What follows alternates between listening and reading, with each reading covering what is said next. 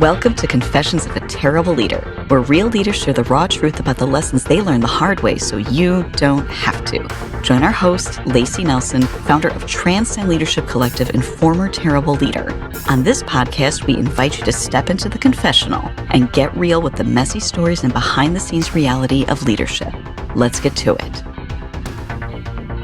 Hello, friends, and welcome back to Confessions of a Terrible Leader. I'm your host and former terrible leader, Layci Nelson, and I have with me today Blaine Heilman, the newest member of the Transcend Leadership Collective. We could not be more thrilled to have her on the team. Blaine, welcome to our show. Thank you so much, Layci. I'm so excited to be here and to be a part of the Confessions of a Terrible Leader podcast, let alone this amazing team. Excited for the ride. Yay. Blaine has an amazing background. You've been involved in agriculture, as you informed me yesterday, we're a bin baby. For our listeners, can you tell them what the heck that is? Many of them probably know. Many of them have no idea what a bin baby is. Yes. So born and raised in the Yakima Valley. And my grandparents actually had apple orchards when I was born. Originally, it was an all hands on deck when it came to harvest. And so a lot of family would come in as well as our workers. And when I was little and it was harvest time, it was very commonplace for me to be put in one of the big empty bins that we would put apples in the middle of the field. Because, you know, it's kind of like a playpen. Yeah. But for apples. Yeah. And children of apples. Perfect.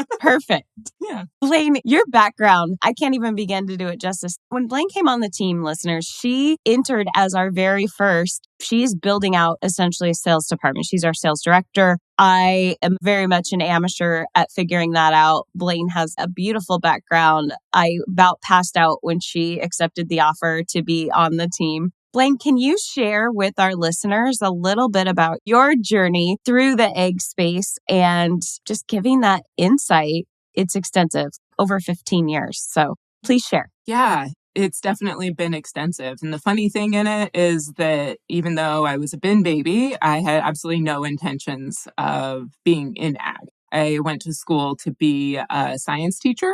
I had a special ed minor. I really never thought that I was going to be in ag because unfortunately my grandparents' business went under in the 90s when a big downturn in the market. Mm-hmm. I think seeing that pain made me go, I don't know if this is necessarily something I want to be in. Right. I went to school, went to be a teacher, absolutely loved science. I wanted to be an entomologist when I was a kid how many kids know what entomologists are?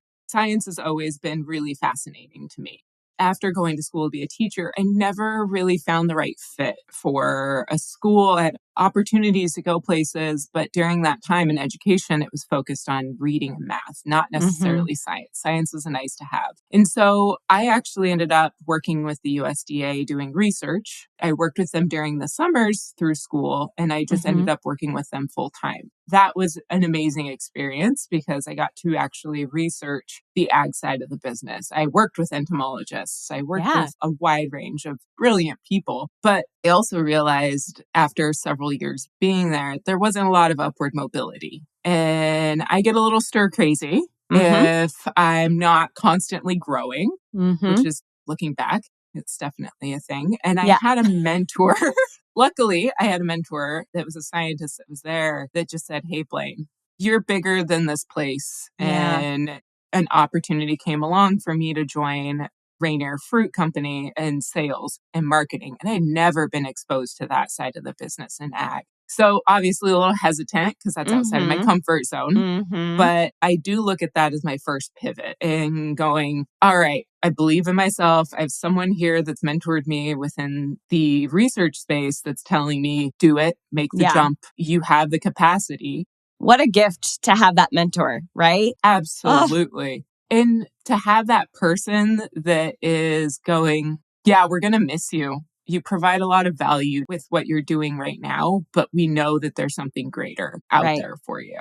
Steve since passed away. He passed away a couple years after I left, but thankful for him being in my life to be able to be that impetus and like help push me out of the nest. Yes. And that's essentially how I ended up just going, okay, I'm going to start. It was a step back, but I started at Rainier Fruit scheduling trucks for appointments. Big semi trucks that would come in and load full loads of apples, pears, cherries, blueberries. I was the girl that was talking to the truck drivers. Yeah. Which, such a fun experience. If you've never been involved in logistics, it's wild.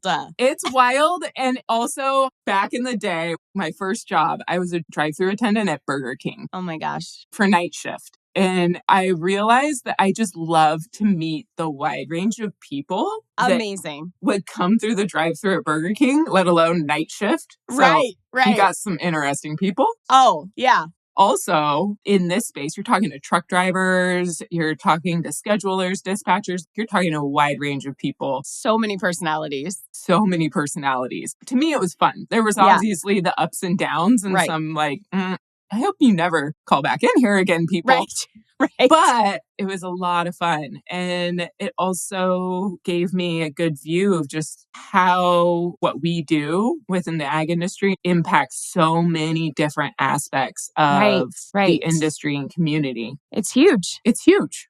The other thing, too, is it's a lot bigger than I realized because I grew up in this space and I grew up in ag. And this is very much not normal to someone that's on the outside of ag or outside of Eastern Washington. When you don't grow up in it, you don't even know what you don't know, right? Yeah, exactly. So it started there after about 6 months, getting a little stir crazy in that spot because I was like, okay, I need to grow. Yep. I got this down. What's next? Yep. Yeah. And a gal ended up leaving that was a sales assistant. And she ended up moving to Portland. And there was an opportunity for me. And I took that step into being a sales assistant. It was an interesting experience. I sat across from a sales guy that I went to high school with. I sat next to one of my best friend's moms. It was in this little pod of 6 people, really getting the taste of sales. And inventory management, let alone on a fresh produce commodity. Right. It was so cool. I then got the opportunity a couple years later to become a salesperson because the guy that sat across from me ended up going to a different company. Again,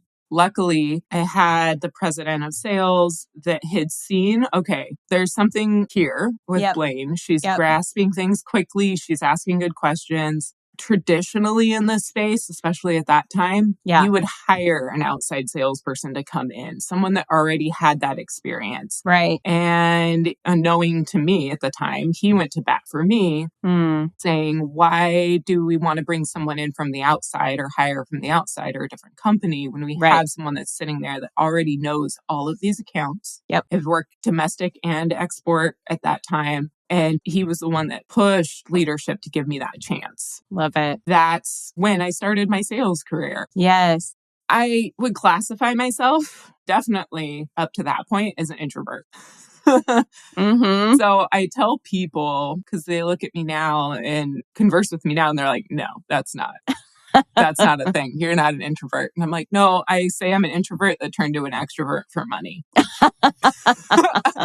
Like, hey, I figured out I can do this thing. I can sell to people. I can connect with people. I can, on a deeper level, have that relational sale. Yeah. It's fun for me because it's more exposure to people. Yep. I got to sit next to my president of sales, Randy Abehold, and essentially train with him, which was wild. I think of him as like the Rain Man.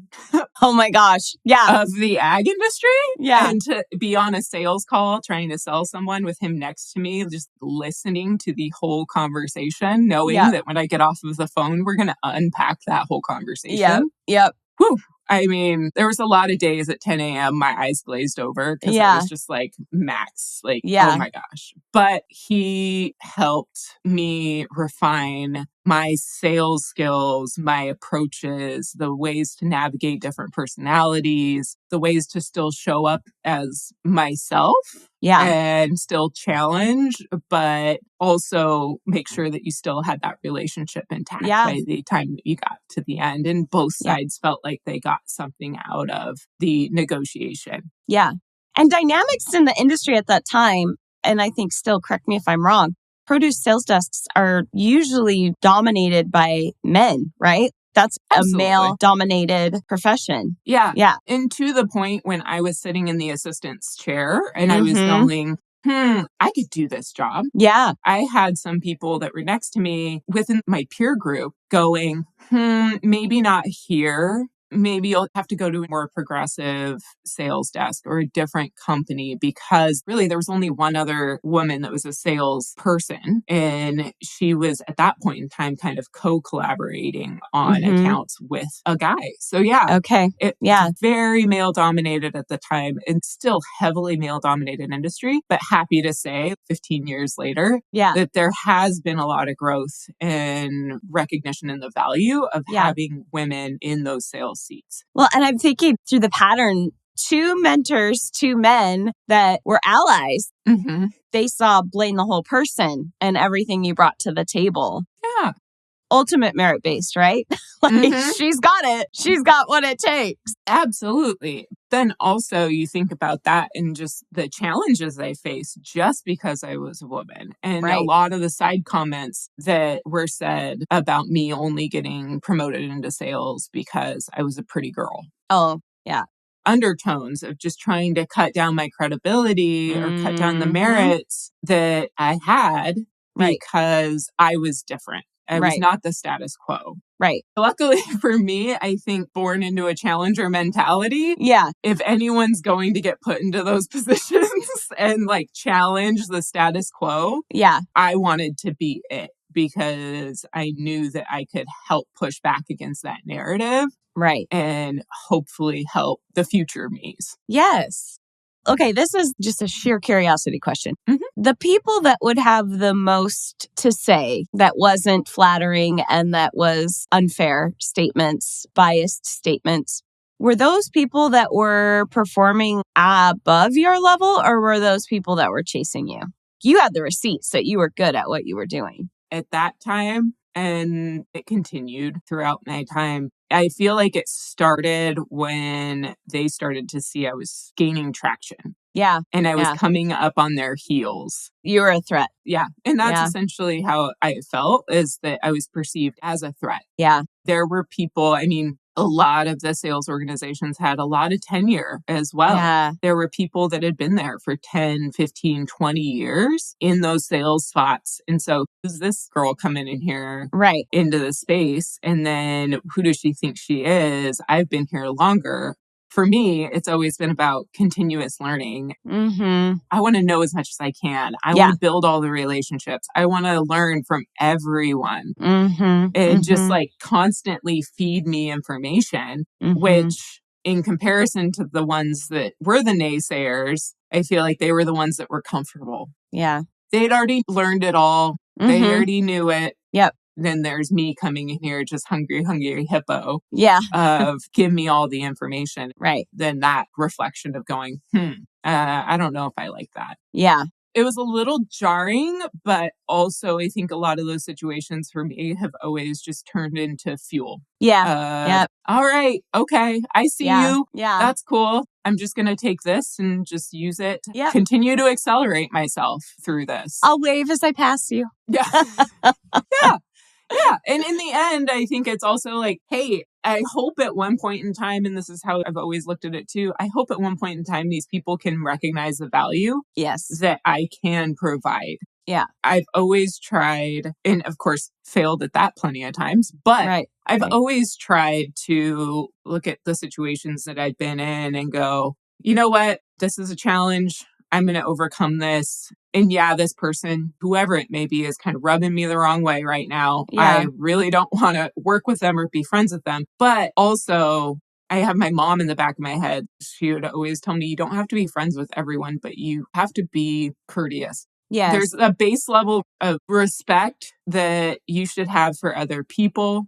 And who they are. And in the end, if they open their eyes, see the value, want to have a relationship, want to be constructive, want to grow together, I'll be here. Yeah. And I'll still try to make myself open to those opportunities if there is a change in perception. That's kind of where I started to grow into my own, grow into my learning, into the scrappiness, the innovation. How can I do things differently than what's currently happening, and really pushing myself to embrace other ways of thinking. Also, I do have to look back at that time. I believe this is still very true in the ag industry. A lot of command and control leadership was in place at that time. I came from that in a household perspective. And so this felt comfortable to me. It's familiar. It felt familiar. Yes, the devil you know. Yes. It felt familiar, but it wasn't comfortable, actually. I want to make sure I use the right word for that, because I was learning a lot of these leadership skills from that perspective. And though it was familiar, it wasn't what I wanted or who I wanted to be, but I didn't quite know how to be the leader that I wanted to be, because I didn't necessarily get that outside help or perspective. Yeah. And that was outside of the company. Right. That I was already enmeshed in. Right. With that, I ended up progressing from just being a sales and training to a salesperson. I did export, domestic. Think of cherries that's happening right now, just crazy times. But I thrived in the intensity and the fast-pacedness of fresh produce. Yeah. So I continued to grow. I ended up managing our pair program for 5 years, met some amazing growers and people there. I ended up promoting into the director of domestic sales. I was already kind of informally managing others. Yeah. But that was my first real official step into a position of managing others. Yep. Which is just feeling like getting kicked into the deep end without floaties. Yeah. Totally different skill set. Totally Completely different. skills. Yeah. And I definitely had challenges with how to effectively communicate, how to connect with others that maybe didn't want to connect with me. And those same, the same people that may have poo-pooed on me earlier on, or were currently still doing it. Yeah. How do I manage those people in those relationships? Right. I had no idea. Yeah. So I was just MacGyvering leadership skills together. I started to buy more leadership books, read as much as I could, but that was on top of just a lot of hours being put in mind space. That was my first real jump into leadership. It was a lot of trial and error, just trying to do as little damage, I guess, as I could, given the tools that I had. Yes. It was a lot, but it also opened me up to a lot of opportunities. I'm gracious to the fact that I was able to travel internationally. I also was able to meet a wider range of people and experiences and other leaders. It also opened me up to really that next jump for me in my career, which was going to Walmart. Yes. I think in a lot of these cases, people go, she would have been there forever. That was my home. I think a lot of people thought this was going to be it, but I wanted more. Yeah. Also, I was feeling burnt out, honestly, by the end of that journey. So at Walmart, for our listeners, what was your role at Walmart so they can grasp the vastness, the pivot, and all the factors contributing to your burnout? This was a lot. Yeah. The last year that I was at Reindeer, and really when I was promoted into that director role, I was overseeing the cherry program for 3 years. And cherries is fast paced. Yeah. Making decisions on packing, what's going where, managing all the warehouses, what fruit's coming in, what does the whole season look like, what's our go-to-market strategy, like all of that.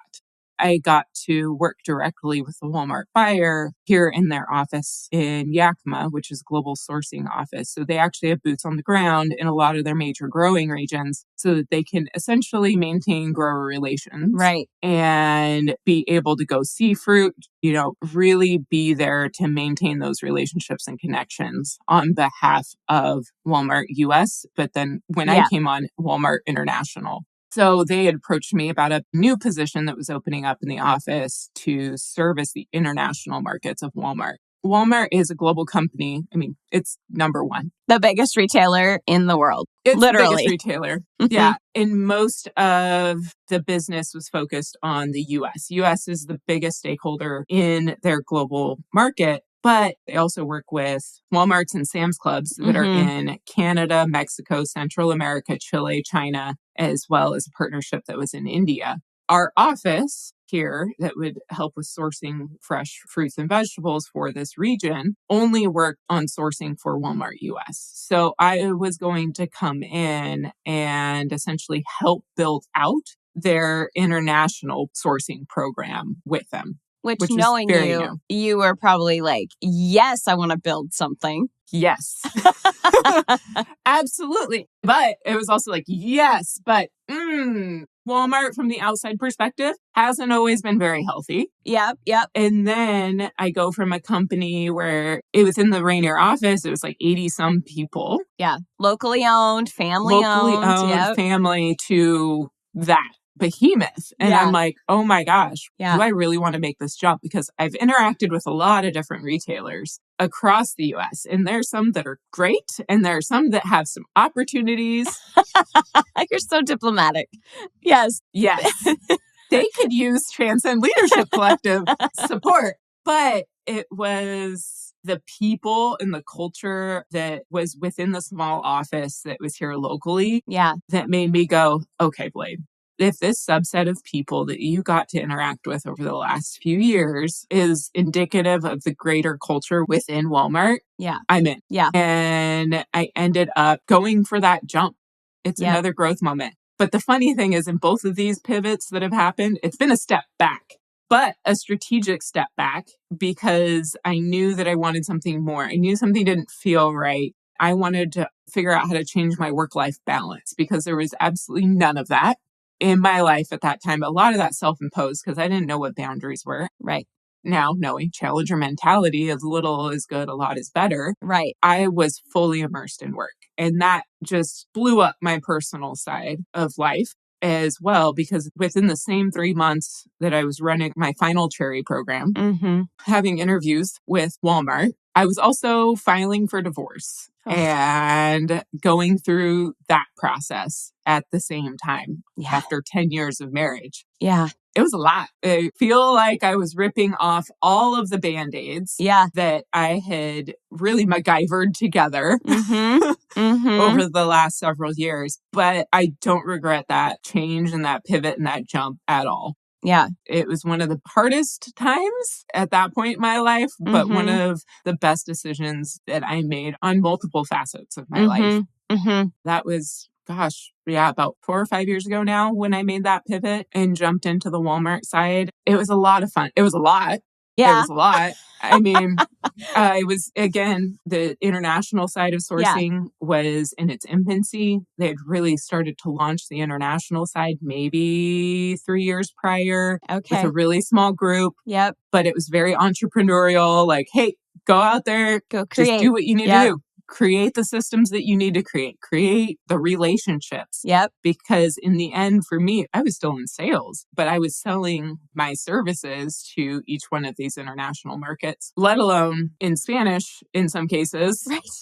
Right. Which I found out I am not as fluent as I thought I was, especially in a business context. Yeah. But hey, growth opportunities. I just kept having to reframe all of these moments into these are growth opportunities. Yeah. Think of how much I'm learning. My eyes were open to the global dynamics of fresh produce. So I was still focused on apples, pears, and cherries, but I got to see the wild world of every other produce item that is in the store. Yeah. Because Walmart is so big, they have what they call subject matter experts in their areas. So if you wanted to talk to someone about watermelons, you want to learn the history, you want to learn how to pick them, what to do, where they come from, what's the cycle throughout the year of how they're sourcing them and bringing you're them in heaven with like people to talk to. Oh yeah, absolutely.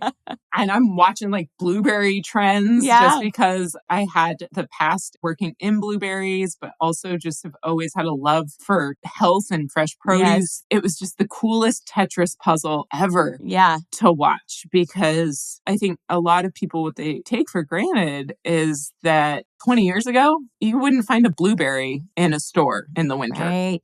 Right. Maybe frozen. Yeah. Maybe But frozen. yeah, not fresh. But not fresh. And so customer demands and how they've shaped how we bring in fresh produce into the store. Customers just want it now. Oh, yeah. We want everything right now. We want it yesterday. Absolutely. And we want it perfectly ripe and we want it to look great and we want it cheap. And there better not be one squishy blueberry in that little basket.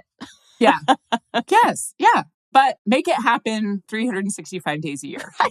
Right. And that's how much you have to piece together the different growing regions, northern and southern hemisphere, supply chain. I came in during COVID when supply chain was just a nightmare, dumpster fire. Yeah.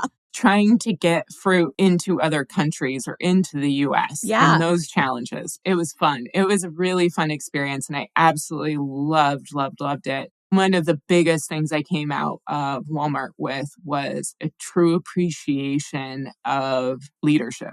Yes. And cultural norms and how to set people up for success, to put someone like me into a role and say, okay, we trust you. Now go do it. Yeah. And give you what you actually need to be successful. Yeah. Here's some bits and pieces of what you might need. If you need help, reach out to your leader, reach out to your teammates, and the ability, let alone the push from leadership to go, hey, failure's okay. It's going to happen. I'm like, I'm sorry, what? Excuse me?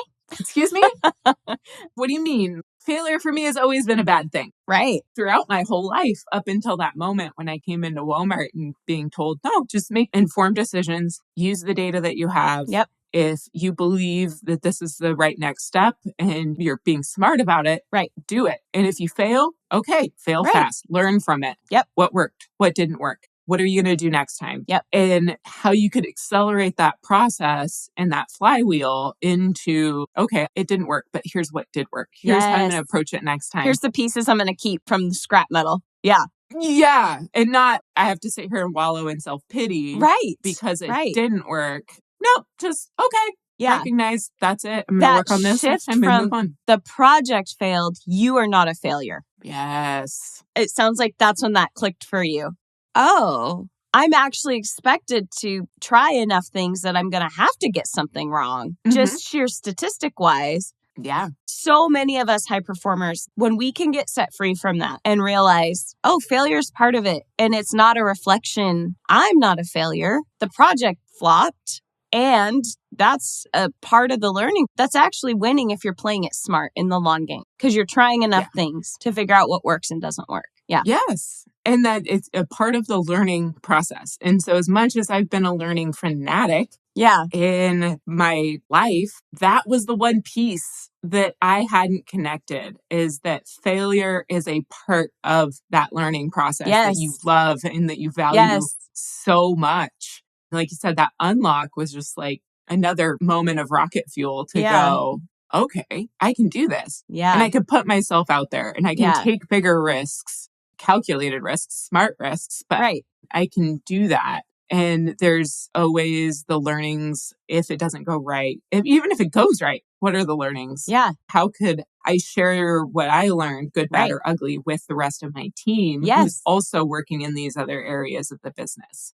We had cross-functional teams that we would work with as well. How do I work with cross-functional teams that don't necessarily report to me, but are integral into my success in the program? I'm working with supply chain. I'm working with quality. I'm working with planners, buyers from across the country. Everyone has their own KPIs and their own goals. Right. But how do you get those people a part of your team? And how do you guys succeed together so that everyone's winning and everyone's progressing within their goals? What an awesome experience to get those skills under your belt in a place where it was not happening by accident. I love what you said about you learned about their norms and their cultural expectations. You got to see that happen on a huge scale. And it's actually harder on a huge scale than it is on a small scale. Yes. And the expectation right when I started and the clarity from every leader that I interfaced with is that change is the only constant here at Walmart. The best thing that you can do is become comfortable with change and be comfortable with uncertainty because of how quickly the business evolves and changes. That's the competitive advantage that they have.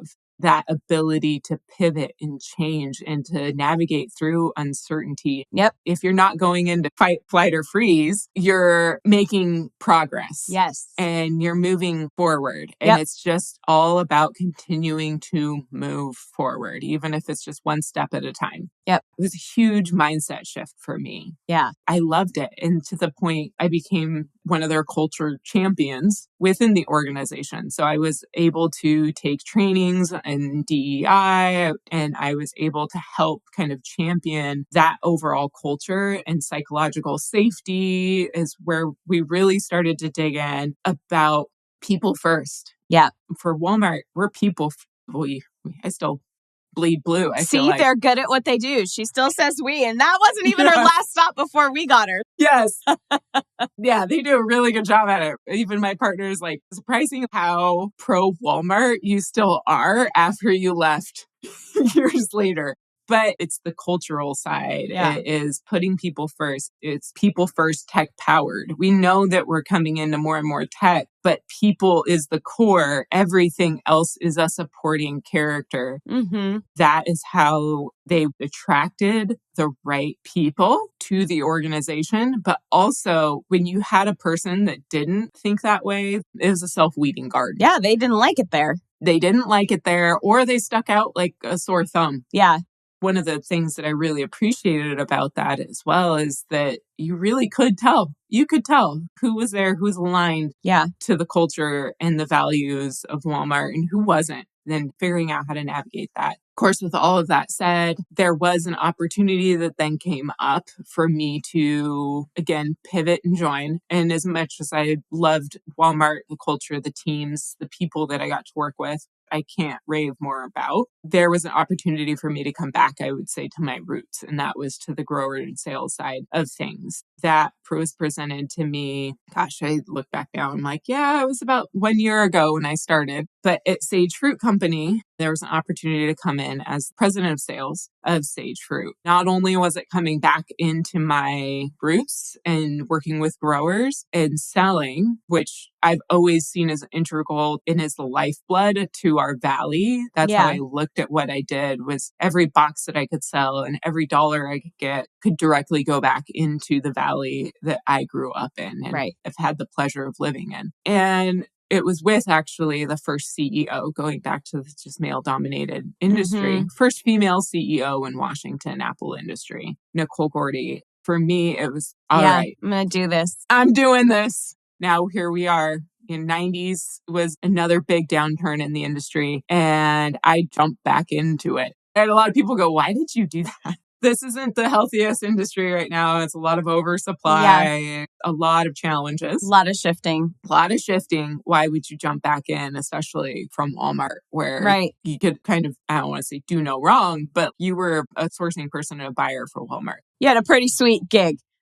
Pretty sweet spot to be in. Yeah. So you're going to come jump back into the fire? Like, why? Again, it's the challenge, and it was the purpose and the passion of being able to support Nicole in that role as CEO and the first female CEO in the industry. And then me being the first female sales president in the Washington industry. As well. I couldn't turn that down.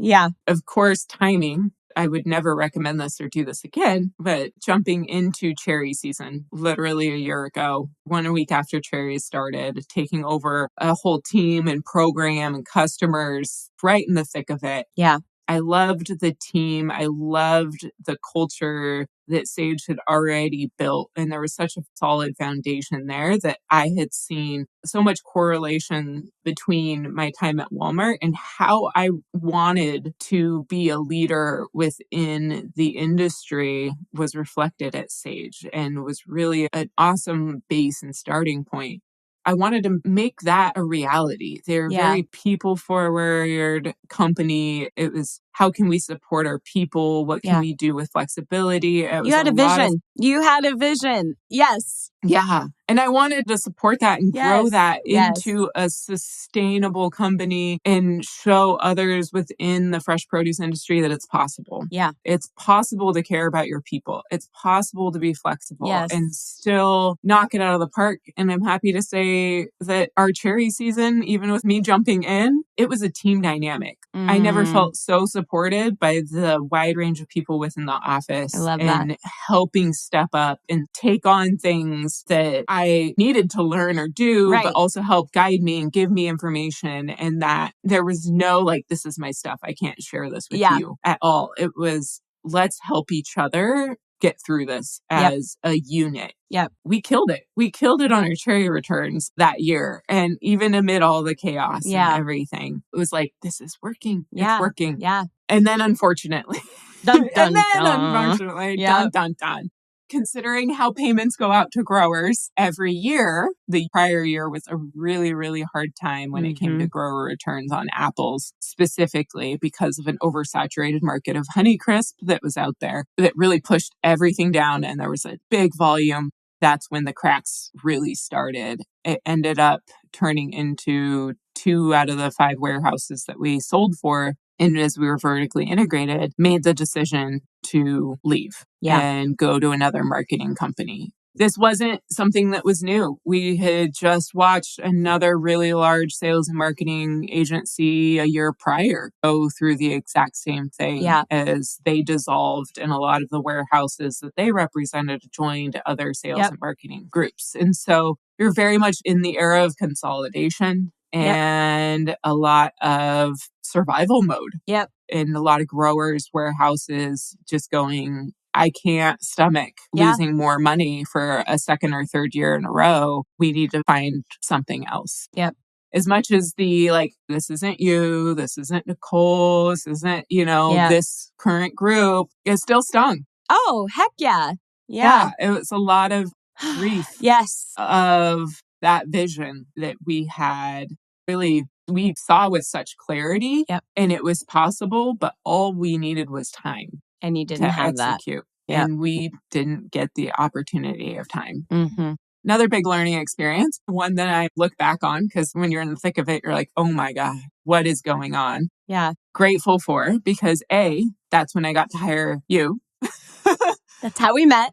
That's how we met. Blaine in survival mode. That is how we met. I hired Layci as my executive coach because I tell people I've been a me searcher my whole life. I've read books. I've listened to podcasts, watched anything that I could to help me in my leadership journey, but I'd never formally worked with a leadership coach up to that point. And here we are watching level 501 shit going down in my life and in the industry. And I was like, I need help. Yeah. Which asking for help, recognizing the need for help, let alone asking for help was also a new thing. That is essentially how we met. And unfortunately, the company closed its doors at the beginning of this year. I was able to take a step back and kind of reflect on my journey within the ag industry so far and go, what do I want to do? What do I really want to do? What do I want to be when I grow up? What brings me the most joy, has brought me the most joy within my last 18 years here. And do I really want to jump back in? Because it is a challenging time and I love it, but is it the right thing to do right now? Right. So taking that time off, sitting back, reflecting on what has been the most enjoyable thing for me in this process. I'll always love fresh produce and I'll always be an advocate for fresh produce because recognizing my core values of health and being healthy, but also being able to get fresh, healthy produce to people around the world. Access. Yes. And access was my passion and my purpose. She does love her produce. I'll tell you. We get lectures on all of what's in season. We love it because we all also embrace, I think every single person on the team embraces health as definitely in our value sets. And so we're always like, Blaine, what should we get? How do we pick a watermelon, Blaine? How do we pick this? Yeah. It's amazing to have our own in-house right now? expert. Yeah. What's in season? What do we buy from where? When? Yeah. Yeah. I love that. I love being able to share that. I love to be able to share those insights, that information, and just anything I can do to help enable others to live a healthier life, eat more fresh produce. That just makes my heart sing. Oh, yeah. That part of you will never go away. Thank goodness. I love that part of you. Thank you. And that's the other thing that I had to realize too, is in this change and this pivot when I decided, you know what? The other thing that's brought a lot of joy in my life has been the people. Even if it's the random people in the drive-thru at Burger King when I was 16, to the truck drivers, to the growers, to just everyone that I've interfaced with now in my life.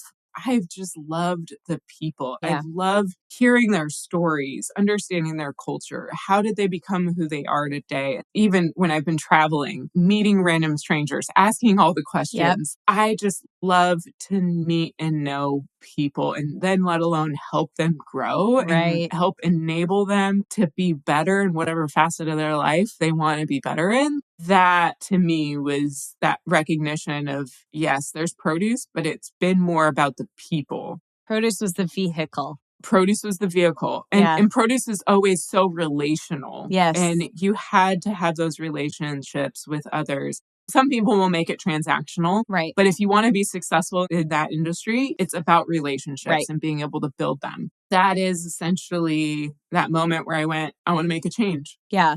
And jumped in to Transcend Leadership Collective. Yes. Long-winded.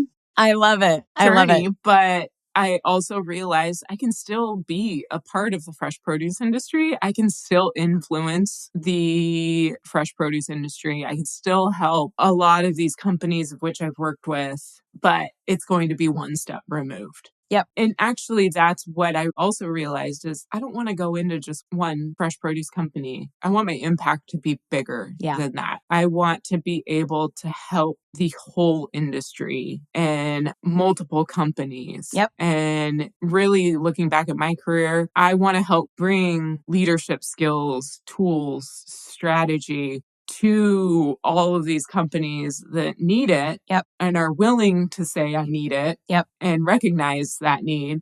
Also, it's that rising tide lifts all boats. Yep. Back to my goal of getting fresh produce in people's hands. Mm-hmm.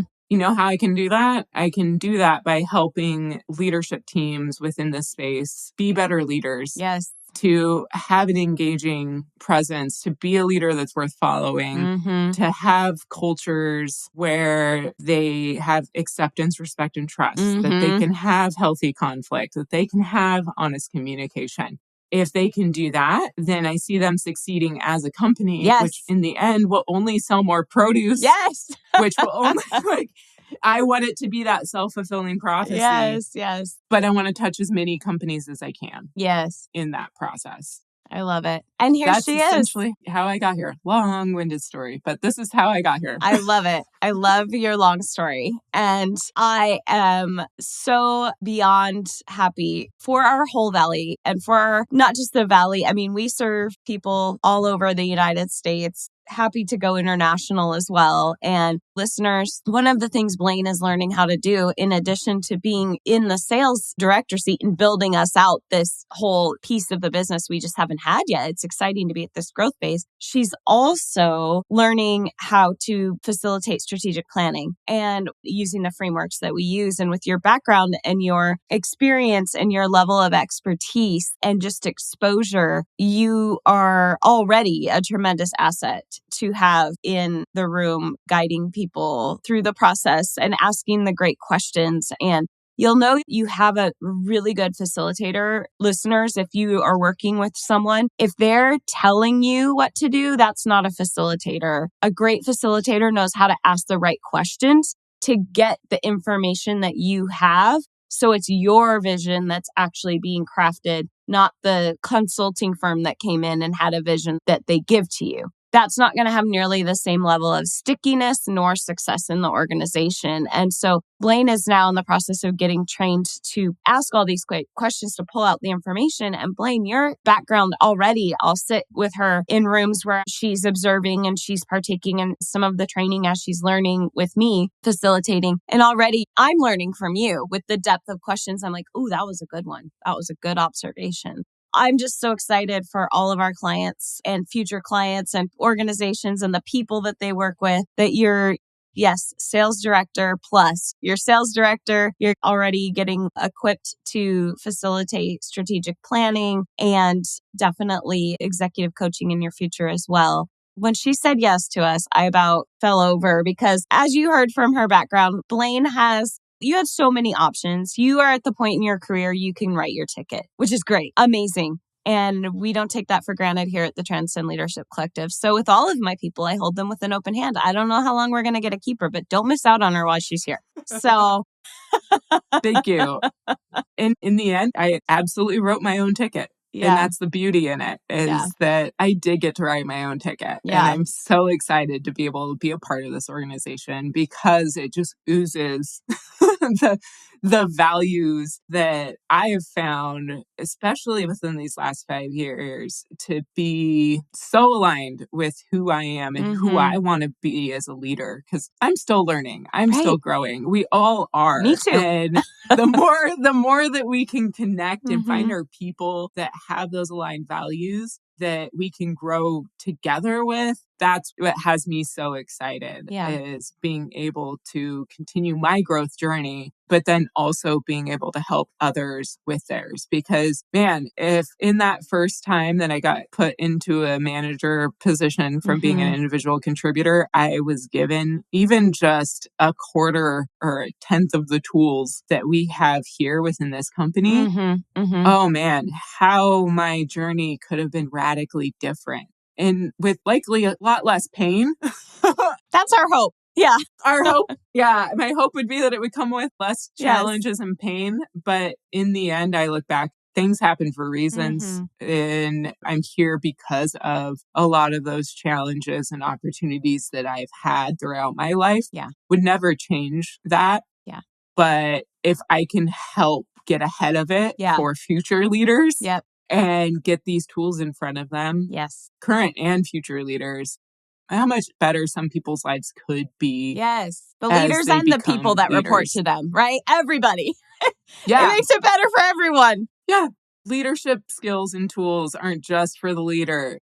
I always think about the collateral damage that I've probably contributed. Unfortunately, I know I've caused harm. I used to be a terrible leader. That's not a joke. I have so much cringe. Yeah. Yes. So many cringe moments come to mind. Yep. Like, ooh. Yep. But if we could just lessen the number of cringe moments for other leaders out there, that will make me happy. I love it. Blaine, we've talked so much. I mean, we're going to have to do a part 4 because I think this might be 3 podcasts in one. I don't know. And I got to go talk to one of our farmers. So I got to go because I got to run over and connect with one of our clients. Thank you for coming on. Thank you for sharing your expertise with us. Thank you for sharing your story. It was amazing. And I think we're definitely going to have to dive back into now that we've got all right, this was the path, which is so valuable to hear and to share. So thank you for sharing that. Yes, thank you. We're going to get into tough question time next time. So I'm going to be asking those hard questions. I know you are. So you're coming back. All right. I'll be here. Excellent. I love hearing that. Okay. All right. You know the drill, listeners. Until next time, go manage like a leader. Thanks for listening to Confessions of a Terrible Leader. If you're feeling brave and have your own terrible leader story that you'd like to share, head over to transcendleadershipcollective.com/podcast to fill out a guest application. We'd love to hear from you. Confessions of a Terrible Leader is hosted by Layci Nelson and produced and edited by Fixation Point Productions. Music is by Leif Olson and Mary Scott from the band The Number of Months. Confessions of a Terrible Leader is a free leadership resource offered by Transcend Leadership Collective. If you are ready to refuse the limits of average leadership and join the leadership revolution, visit transcendleadershipcollective.com to check out our offerings for engaging workshops, strategic planning, and more. Thank you so much for listening. Don't forget to like, subscribe, and leave us a review. And until next time, go manage like a leader.